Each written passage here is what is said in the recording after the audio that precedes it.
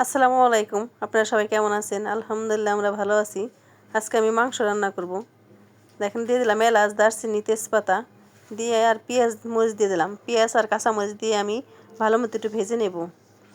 পেঁয়াজটা ভালো মতো না ভাজলে কিন্তু ভালো হয় না, মাংসটা ভালো লাগে না, দেখতেও খেতেও ভালো লাগে না। আর পেঁয়াজটা ভালো মতো কাঁচা গন্ধ থাকলে ভালো লাগে না। পেঁয়াজটা আমি ভালো মতো বাদামি কালার করে ভেজে নেব।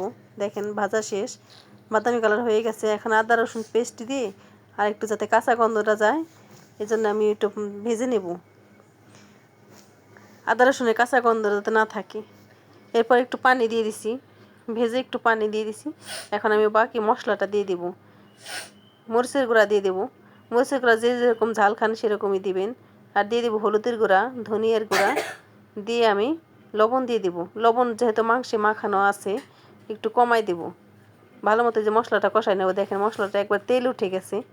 এখন আমি মাংসটা দিয়ে দিব। মাংস আর আলু কিন্তু একসাথে দিয়ে দিব, যাতে মাংসটা আলুটা যে পুরান হয়ে গেছে এই জন্য আমি আলুটা একসাথে দিয়ে দিছি, যাতে মাংসের সাথে ভাজা ভাজা কষানো হয়ে যায়। দেখেন কষাইতে কষাইতে একবার দেখেন মাংসটা একবার কালা ভুনার মতো হয়ে গেছে।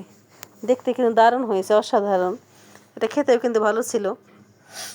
এখন আমি পানি দিয়ে দেবো। এখানে পানি দিয়ে এটা আমি ভালো মতো সিদ্ধ করে নেব। এখন দেখেন পানি দিয়ে দিছি, দিয়ে এখন এই যে ঢেকে দেব, সিদ্ধ করে নেব। এখন আমি দেখেন এই যে কি সুন্দর কালার আসছে। আর মাংসটা কিন্তু আমি অনেকক্ষণ কষাই নিছি।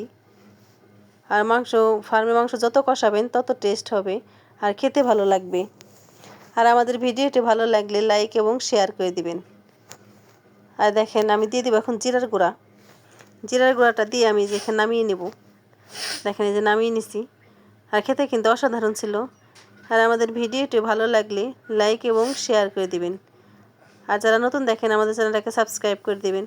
ভালো থাকবেন, সুস্থ থাকবেন। আল্লাহ হাফেজ।